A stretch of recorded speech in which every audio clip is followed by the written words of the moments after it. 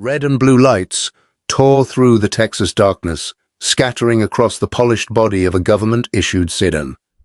Inside sat a man carrying a device tied directly to humanity's next lunar mission, while behind him approached an officer looking for an easy victory built on suspicion and prejudice. What began as an unjustified traffic stop was about to become a federal emergency. Rain hammered Interstate 45 in thick, relentless sheets, turning the highway into a black mirror beneath the headlights of the few vehicles still moving through the storm. Inside a deep blue Audi S6, Dr. Sterling Whitaker kept his eyes fixed on the white lane markers ahead.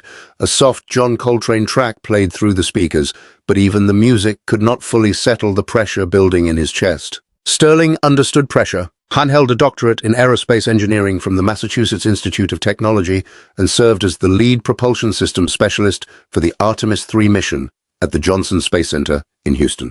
His days were filled with orbital mechanics, thrust-to-weight ratios, cryogenic fluid dynamics, and calculations where a fraction of an error could become the difference between a successful mission and disaster. Shah was one of the brightest engineers of his generation, a man who helped build machines designed to leave Earth behind. But at that moment, his entire focus was on the metallic, military-grade Pelican case secured in the passenger seat beside him. Inside that case was a beryllium core navigation transducer. It was one of a kind. The component was worth $40 million and represented years of work by a team of 70 engineers. A serious sensor failure had occurred during a simulation at the Houston testing facility. If this replacement transducer did not reach the command module before the cryogenic seals locked, the launch window would be pushed back by months and the federal government would lose billions of dollars. Sterling had personally retrieved the component from a secure auxiliary laboratory in Austin. The case was temperature-controlled, biometrically sealed, and fitted with a global positioning system tracker monitored by the Department of Homeland Security. I was still about 60 miles from Houston. Rain drummed against the roof of the Audi as he tightened his grip on the steering wheel and mentally reviewed the installation procedure he would begin the moment he arrived. Crisp white button-down shirt with the sleeves rolled to his forearms. His dark blue tie had been loosened at the collar. Exhaustion showed around his eyes, but duty kept him alert. Then the highway behind him erupted in flashing red and blue light. A police siren cut through the rain. Sterling felt the familiar drop in his stomach. It had nothing to do with his education, his federal security clearance, or the mission he was trying to protect. It was the instinctive fear of a black man alone on a dark southern highway with an armed officer approaching from behind. He checked his speed. I was traveling 65 miles per hour in a 70-mile-per-hour zone. His registration was current. His signals worked. His vehicle was insured. He'd committed no obvious traffic violation. Still, the cruiser moved close to his rear bumper, its high beams glaring through the rear window. Sterling took a controlled breath. He activated his right turn signal and carefully guided the Audi onto the gravel shoulder. The car slowed smoothly and came to a stop. He shifted into park, turned off the engine, and lowered the driver's window. Cold, damp air swept into the cabin, carrying the smell of rain, wet pine, and ozone. Sterling turned on the interior light. Then he placed both hands clearly on top of the steering wheel. He did not reach for his wallet. He did not open the glove compartment. He stayed still. In the side mirror, the patrol car door opened. A figure stepped into the rain. The officer did not hurry. He approached with the slow confidence of a man who believed the road belonged to him. A heavy flashlight rested in one hand. His name was Officer Blaine Mercer of the State Highway Patrol. Mercer had spent years building a reputation for intimidation. His personnel file contained complaints involving excessive force and racial profiling, but each one had somehow disappeared into the protective machinery of union representation and internal review. Mercer preferred working at night. He liked empty roads. He liked encounters without witnesses. Most of all, he liked the feeling of absolute authority that came with a badge, a firearm, and a driver who had nowhere else to go. Mercer stopped just behind the driver's door, remaining partly outside Sterling's direct line of sight. Then, the beam of his flashlight blasted through the open window. It moved across Sterling's face, his clothes, the clean interior of the Audi, and, finally, stopped on the locked Pelican case in the passenger seat. License, registration, and insurance, Mercer barked. Sterling squinted against the light, but kept his hands on the wheel. Good evening, officer. My wallet is in my back right pocket, and the registration is in the glove compartment. I need to reach for them. Is that all right? Mercer gave a contemptuous laugh. Just get the papers, boy. No sudden movements. The word hung in the wet night air. Boy. It was not accidental. It was meant to reduce Sterling, to push him beneath the officer before the conversation had even begun. Sterling's jaw tightened. His face remained calm. He slowly reached into his back pocket and removed his wallet. Then he leaned carefully toward the glove compartment and retrieved the registration and insurance information, and handed everything through the window. Mercer snatched the papers. Sterling Whitaker, he read, deliberately dragging out the name. Then he leaned closer. The smell of stale coffee and chewing tobacco entered the car. That's a nice car for a guy driving around this late. This yours? Yes, officer. It's registered in my name, as the paperwork shows. Right. Mercer's flashlight returned to Sterling's face. Where are you going in such a hurry in weather like this? I'm traveling to the Johnson Space Center in Houston, Sterling said. I'm an aerospace engineer with the National Aeronautics and Space Administration. I'm carrying out urgent federal business. Mercer laughed. The sound was sharp and mocking. National Aeronautics and Space Administration? He lowered the flashlight just enough for Sterling to see the permanent sneer on his face. An engineer? Mercer leaned one forearm against the window frame. You expect me to believe that? You look more like somebody moving product up from the border. Sterling said nothing. Let me see real identification, Mercer continued. Not just a driver's license. My federal identification is in my jacket pocket on the passenger seat, Sterling said carefully. Get it. Sterling leaned across, reached into the jacket lying behind the Pelican case, and removed his high-level security credential. The holographic federal badge granted him access to some of the most restricted scientific and military facilities in the country, and handed it to Mercer. Mercer examined the card under the flashlight. He rubbed a thumb across the holographic seal. Then he flicked it back through the window. The badge struck Sterling in the chest and fell into the footwell. Anybody can buy plastic on the internet, Mercer said. You think I'm stupid? Sterling's voice deepened. Officer, I am transporting a critical classified federal component. I am operating under an urgent timetable. If you want to verify my identity through dispatch and the appropriate federal database, I strongly suggest you do so. But I need to return to the road. Mercer's eyes narrowed. Sterling's composure bothered him more than fear would have. Mercer understood frightened people. I understood angry people. I knew how to provoke both. What he did not understand was a black man who was calm, informed, and unwilling to surrender his dignity.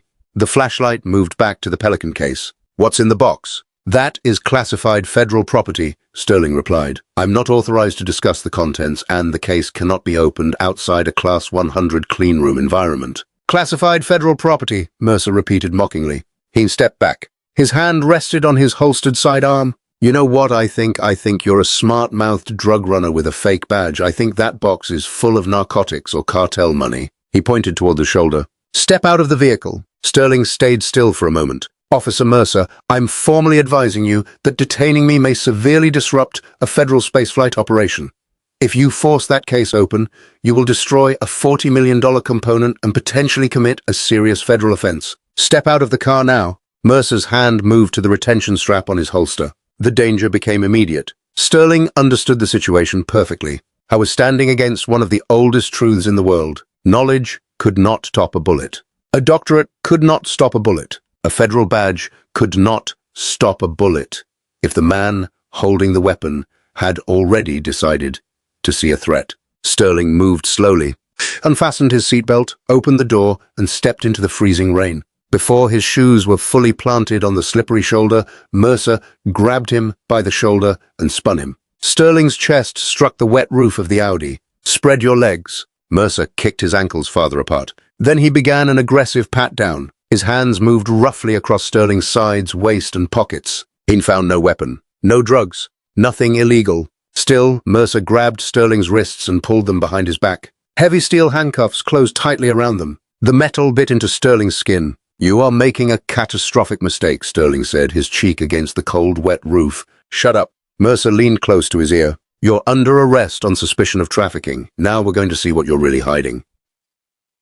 Dragged Sterling backward by the handcuff chain, pulled him through wet gravel and mud, and shoved him into the rear of the patrol car. The door slammed. The rear compartment smelled of old sweat, vomit, and cheap pine air freshener. There were no interior door handles. Sterling was trapped. Through the rain-streaked windows, he watched Mercer return to the Audi. The officer opened the passenger door and pulled out the heavy Pelican case. Sterling's stomach tightened. Mercer carried the case to the hood of the cruiser and placed it beneath the headlights. Rain streamed across the reinforced polymer shell. Federal tamper warning labels were clearly visible. There was no ordinary keyhole. The case was protected by a biometric thumbprint scanner and a 12-character alphanumeric keypad. Mercer pressed the scanner. A digital voice responded. Unauthorized user. Access denied. Mercer frowned. He struck the case with his fist. Nothing happened. Then he walked to the rear of the patrol car, opened the trunk, and removed a heavy steel crowbar. Sterling's blood went cold. The beryllium core transducer was suspended inside a vacuum-sealed liquid helium system. If Mercer breached the outer shell and damaged the vacuum matrix, exposure to humid Texas air and normal temperature would immediately destroy the delicate microcircuitry. Years of research could disappear in seconds. A $40 million component could be ruined. A lunar mission could be delayed. 4 astronauts would face the consequences of one officer's reckless need to prove himself right. Sterling leaned forward in the back seat as far as the handcuffs allowed. Then he kicked the heavy plastic partition. The first strike echoed through the cruiser. Then another. Mercer turned. Crowbar in hand, marched back and yanked open the rear door. Rain poured into the compartment. "You got a death wish, boy?" Sterling looked straight at him. "If you strike that case with the crowbar, you could trigger a violent decompression event involving liquid helium." It was not a complete explanation. Sterling deliberately made the danger sound even more immediate than it was. "I needed time. It could destroy your hands," he continued. "It will also trigger a distress alert to the Department of Homeland Security. You are tampering with highly restricted technology." Mercer hesitated.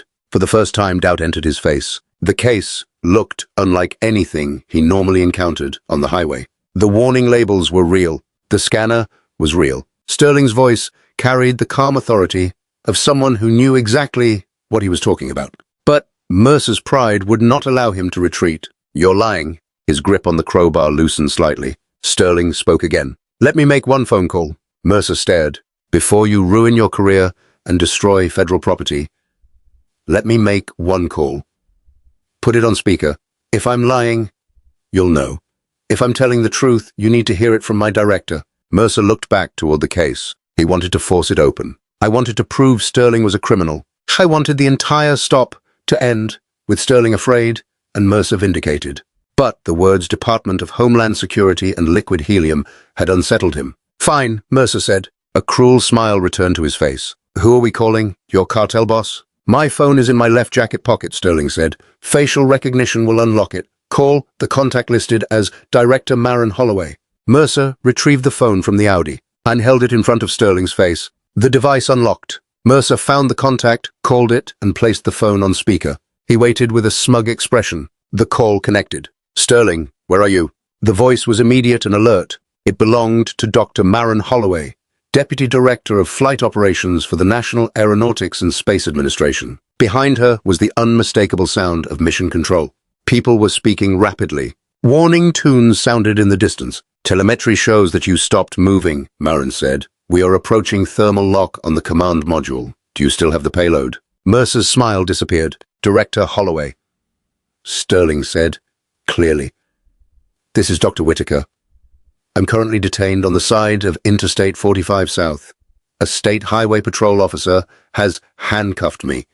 He has seized the payload and is attempting to force open the biometric containment case with a steel crowbar." Silence. Then the noise behind Maren vanished. When she spoke again, her voice was cold. "Officer, I don't know your name, and at the moment I don't need to. My name is Dr. Maren Holloway. I am Acting Director of Operations for the Artemis III lunar program. You are holding a Department of Defense classified orbital transducer." Mercer stared at the phone. Maren continued. "If you damage that case, you will interfere with a federal spaceflight operation and expose yourself to serious criminal liability involving classified national security equipment. Who is your commanding officer?" Mercer swallowed. His pride fought against what he was hearing. "Listen here, lady," he said. "I don't know what kind of scam you two are running, but this man is under arrest on suspicion of narcotics trafficking. I'm taking the box as evidence. You can explain everything to a judge." Maren cut him off. "Listen carefully. Her voice carried through the small phone speaker like a blade. I am looking at the live biometric telemetry from that case. If the containment seal is broken, the Artemis 3 mission will lose a critical component. You will release Dr. Whitaker, place the case back into his vehicle without damaging it, and arrange an escort to the Johnson Space Center. Mercer's hand trembled. You're threatening a police officer. I'm telling you what your actions mean, Marin replied. This is now a federal emergency. Sterling, we are activating the red line response. The call ended. Mercer stared at the phone. Then he looked at Sterling. What was that supposed to mean? Red line response. What are they going to do, send a rocket after me? Sterling's expression was calm. You should have read the warning labels on the case. He leaned slightly forward. This is not only property of the National Aeronautics and Space Administration. It is part of a joint operation involving the Department of Defense. Mercer's face hardened again. You didn't stop an ordinary engineer.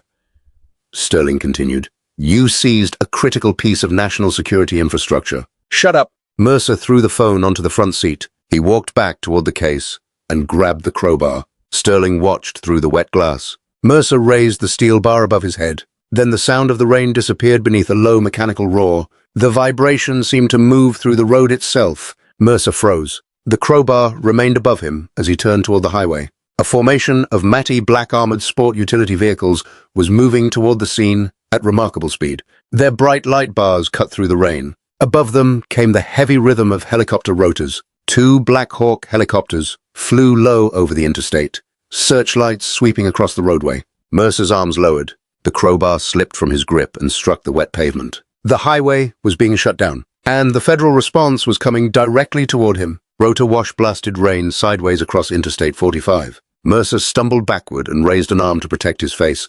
The patrol car siren became almost meaningless beneath the sound of the helicopters. The federal vehicles stopped in a coordinated perimeter around the cruiser and Sterling's Audi. Doors opened. More than 24 tactical agents stepped into the storm wearing dark federal windbreakers marked with the names of the Federal Bureau of Investigation and the Department of Homeland Security.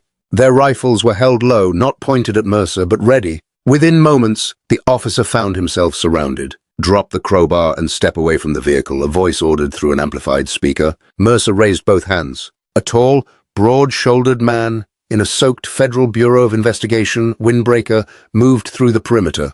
His name was Special Agent in Charge Conrad Vale of the Houston Field Office Counterintelligence Division. 2 security specialists from the National Aeronautics and Space Administration moved directly to the Pelican case. One examined the containment system. Seal is intact, the specialist called out. No thermal breach, payload secure. Conrad released a breath. Then he turned to Mercer. Where is Dr. Whitaker? Mercer's voice barely carried through the noise. He's in the back of my cruiser.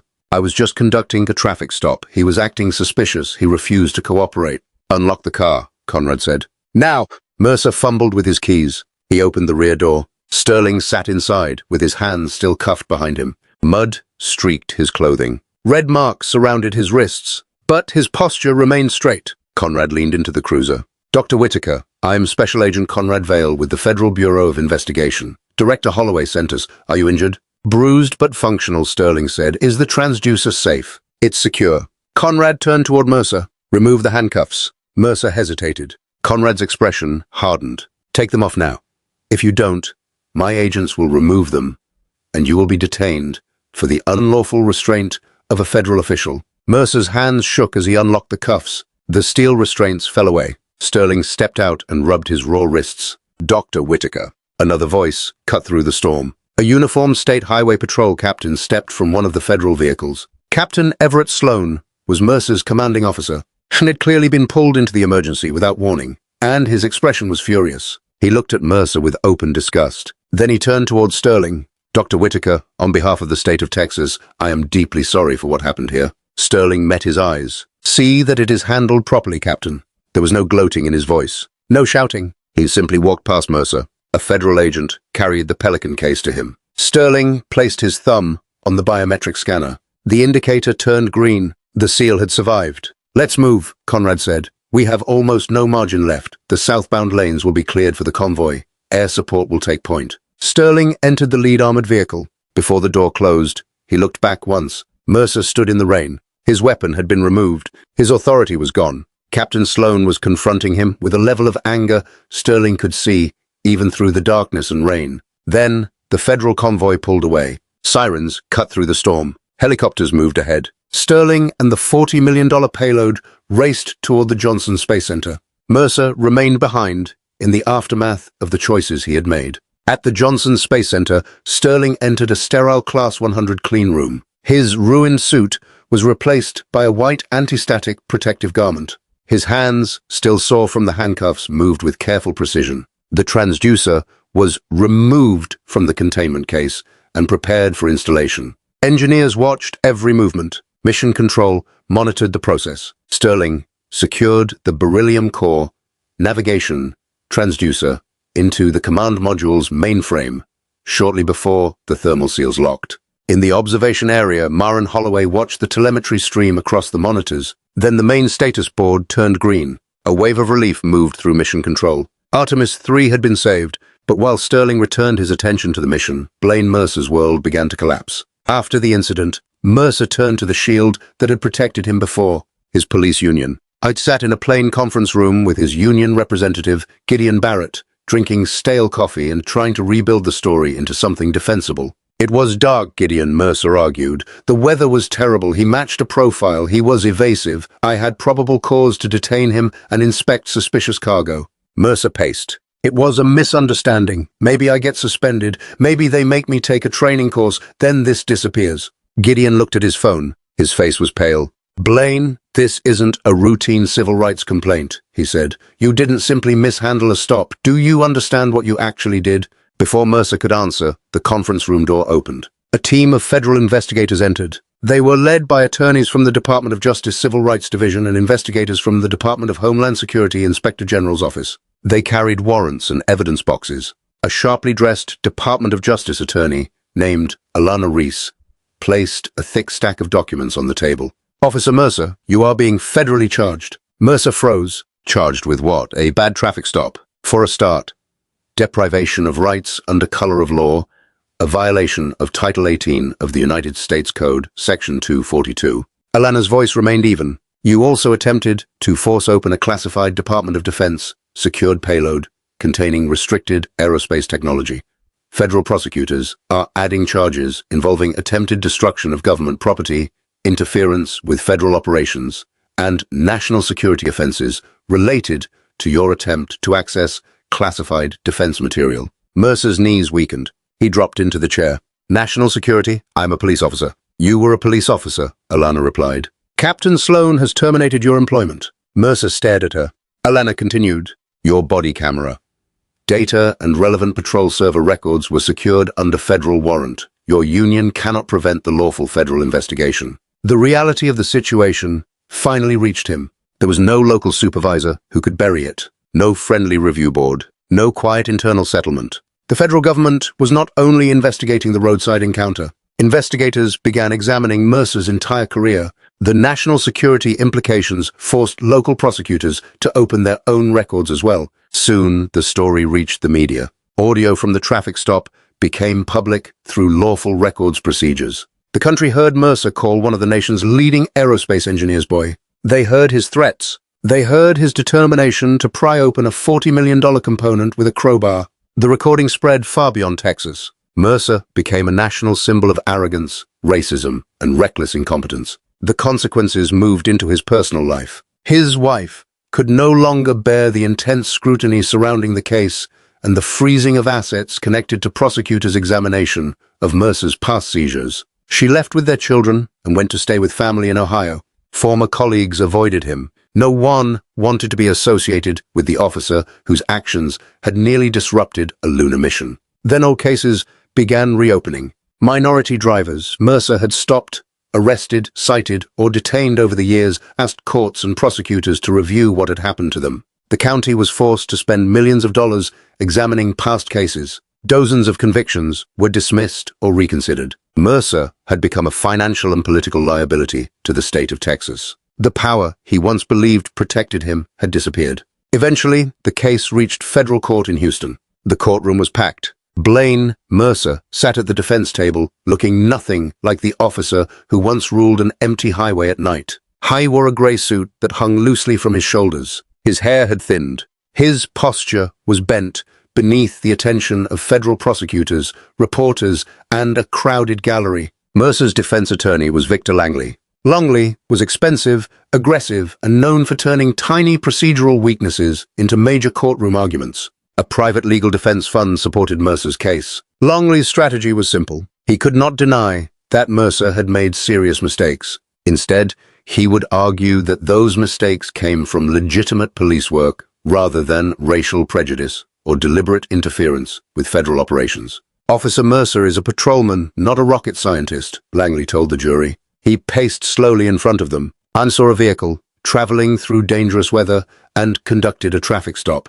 When he encountered a driver carrying a heavily fortified container who refused to open it, his training told him the situation might involve criminal activity. Langley continued, "The defense will show that containers of this type can be used by narcotics traffickers." Officer Mercer did not know he was stopping a space agency engineer. He believed he was confronting a possible threat to the community. He turned toward the jury. Was he overzealous? Perhaps. Did he make errors in judgment? Clearly. But calling those mistakes espionage or deliberate sabotage is federal overreach.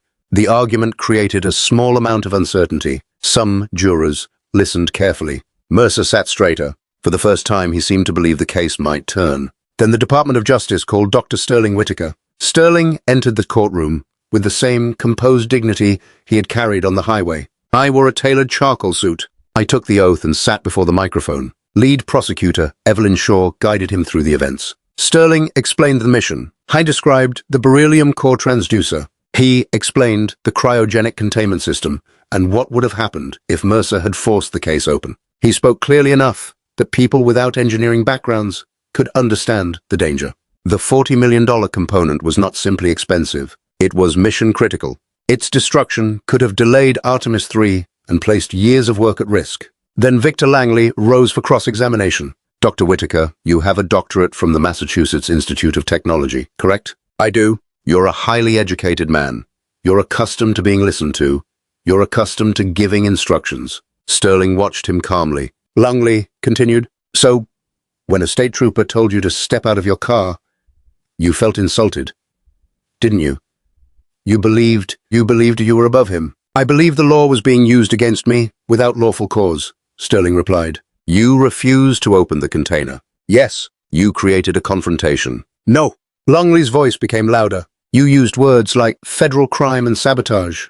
You tried to intimidate a police officer who was doing his job. If you had simply cooperated and opened the case, none of this would have happened." Sterling's voice dropped. "If I had opened that case, the thermal protection would have failed." The room became still. The Artemis 3 mission could have been grounded. 4 astronauts could have lost their launch window. American taxpayers could have lost $40 million in a matter of moments, along with the much larger cost of a delayed mission. He looked directly at Langley. "I did not escalate the situation. I protected the component. I was doing my job." Langley gave a dismissive expression. "Dramatic, Doctor.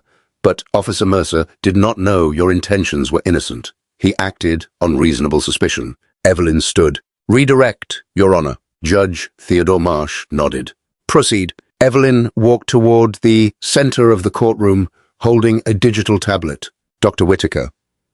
Defense counsel has described this as an officer reacting in the heat of the moment based on reasonable suspicion. She paused. "But you're not only a propulsion engineer, are you? You also hold patents involving advanced telemetry and security technology." "Yes." "You designed security and data logging systems used in ground transport operations for the National Aeronautics and Space Administration." "I did." "And did you install a related prototype system in your personal Audi?" Victor rose quickly.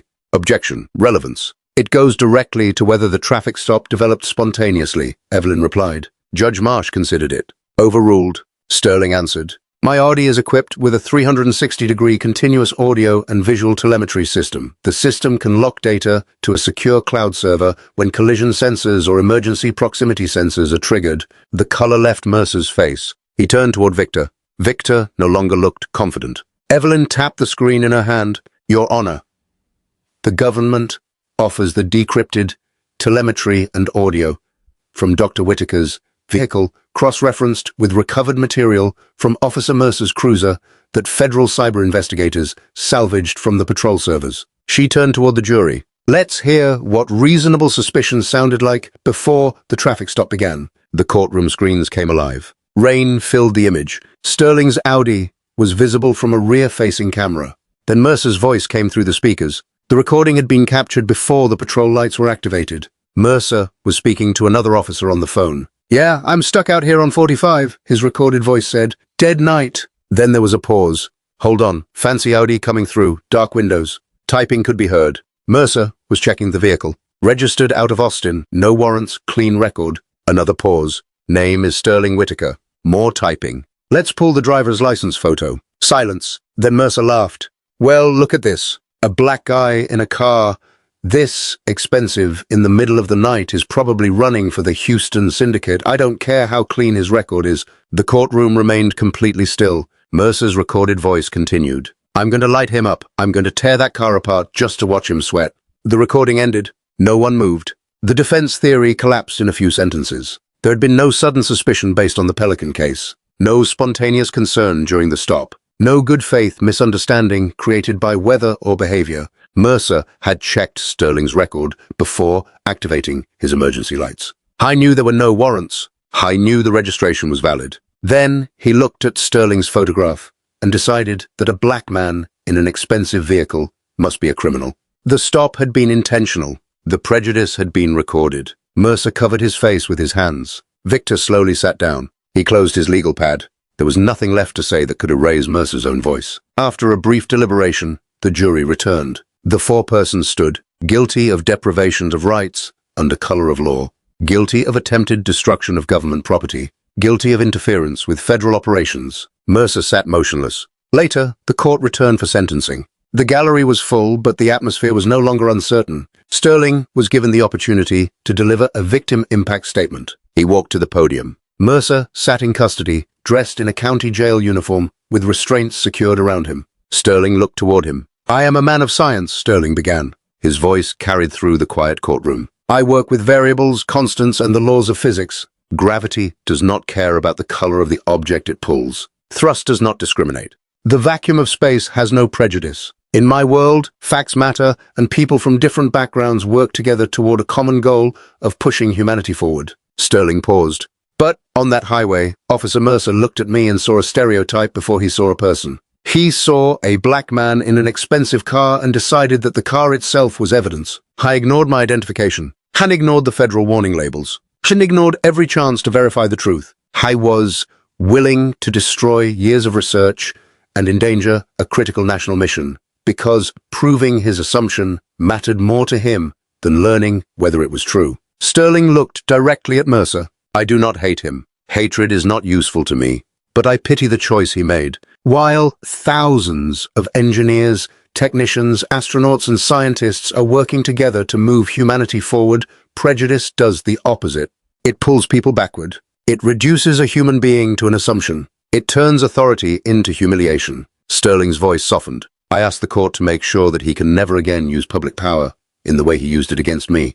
Judge Theodore Marsh adjusted his glasses. Then he looked down at Mercer. "Blaine Mercer, you were given a badge and a firearm to protect the people of this state. Instead, you used that authority as a tool of intimidation and prejudice. You allowed personal bias to override training, judgment, and law. Your conduct was not a minor lapse. It was a calculated abuse of public power that also endangered a critical federal asset." The judge's voice remained firm. "On the federal convictions involving civil rights violations and attempted destruction of federal property, this court sentences you to 15 years in federal prison." Mercer did not shout.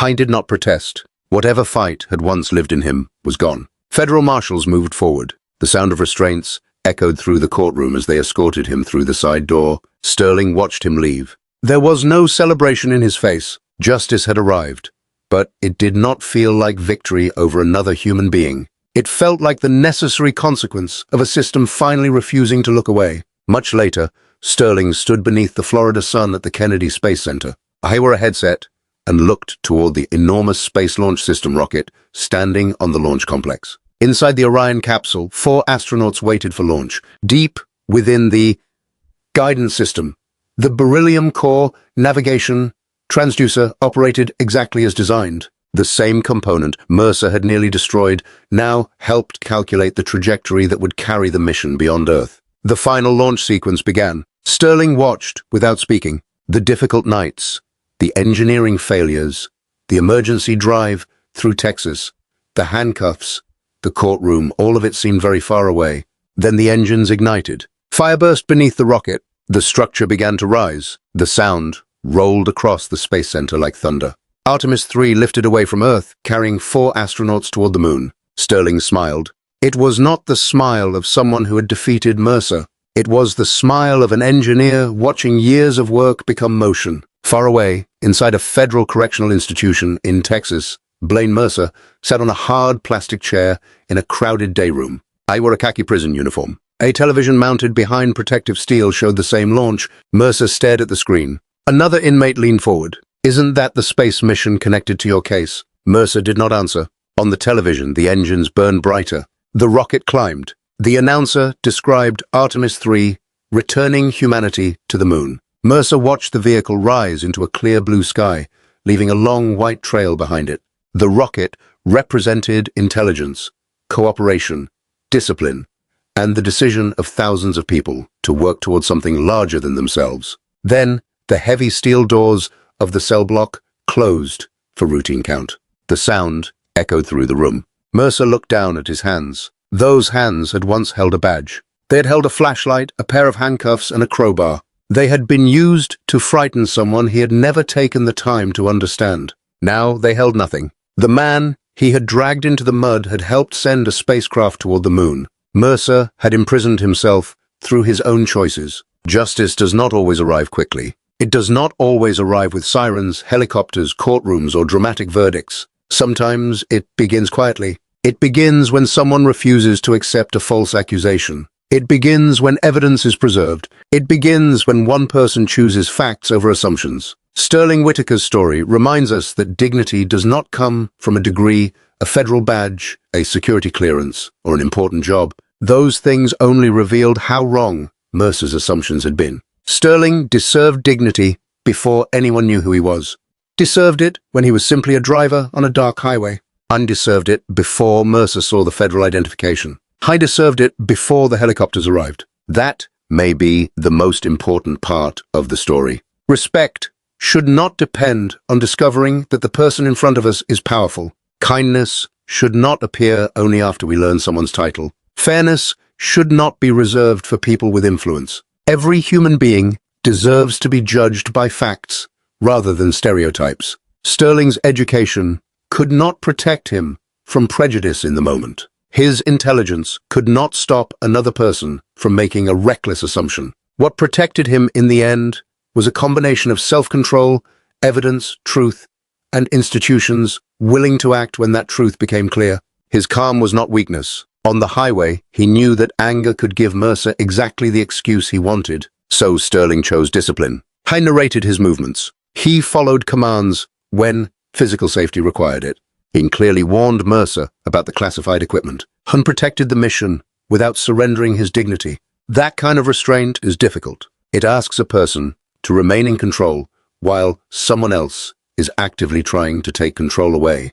But restraint does not mean accepting injustice. Sterling did not accept it, undocumented it. He challenged it, and let the evidence speak. And when he finally stood in court, he did not ask for revenge. He asked that Mercer never again be allowed to misuse authority against another citizen. That difference matters. Accountability is not the same thing as cruelty. Consequences do not have to come from hatred. Sometimes, the most responsible response to wrongdoing is to make sure the person who caused harm cannot easily repeat it. Mercer's story also shows how quickly one bad assumption can grow. I saw a black man in an expensive car and decided that wealth must be evidence of crime. From that assumption came the traffic stop. From the traffic stop came the insults. From the insults came the unlawful detention. From the detention came the handcuffs. From the handcuffs came the attempt to force open classified equipment. Each step made the next one easier because Mercer never stopped to question the first belief. That is why humility matters.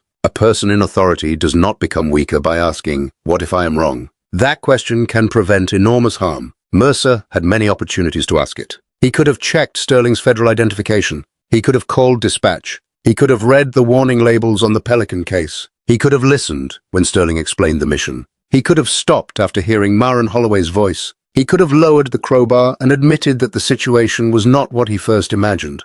At every stage, pride became more important than truth. And pride kept moving him toward consequences he could no longer escape. Sterling's world was built on the opposite principle. Science demands that a person be willing to revise an assumption when evidence changes. An engineer cannot force reality to match a preferred conclusion. If the data says a design is wrong, the design must change. If telemetry reveals a failure, the engineer cannot insult the sensor until it agrees. Facts do not care about ego. That same humility has value far beyond science. In families, workplaces, communities, and public institutions, people make assumptions every day.